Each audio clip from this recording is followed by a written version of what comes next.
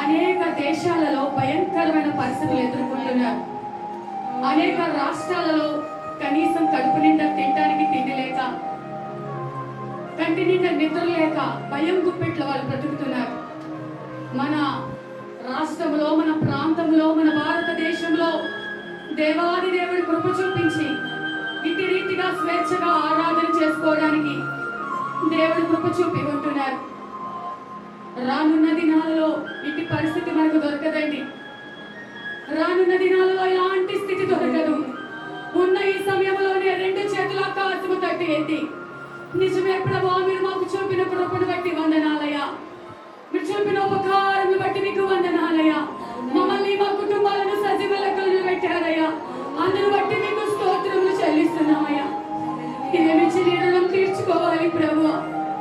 మీరు ఇచ్చిన రక్షణ పాత్రను చేత పట్టుకొని నాయనా, ఇదిగో మా ప్రాంతాన్ని రక్షించండి అయ్యా, మా భారతదేశాన్ని రక్షించండి అయ్యా, రాబోతున్న ఉగ్రత నుండి మా భారతదేశాన్ని రక్షించండి అయ్యా, మేము నివాసం చేస్తున్న మా ప్రాంతాన్ని కాపాడండి అయ్యా, మీరు ఆశీర్వదించండి అయ్యా, మీ సన్నిధితో నింపండి ప్రభువా. హృదయపూర్వకంగా అడుగుదామా? నువ్వు రక్షణ పొందావే, నువ్వు క్షేమంగా ఉన్నావే, నీతో పాటు ఉంటున్న ప్రజల పట్ల నీకు భారము లేదా?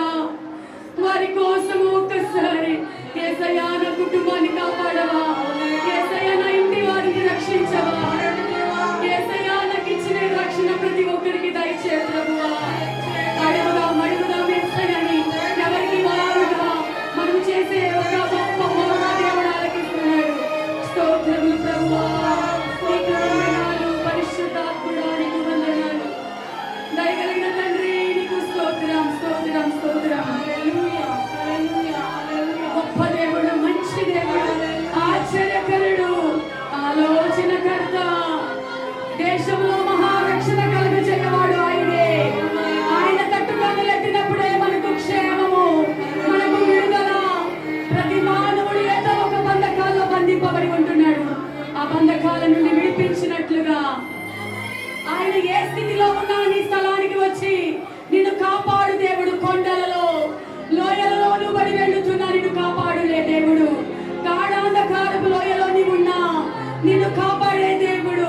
నీ స్థితి ఏదైనా నీ దగ్గరికి వచ్చే దేవుడు, నీ పరిస్థితిని మార్చగలిగిన దేవుడు, నీ కన్నీటిని తుడవగలిగిన దేవుడు.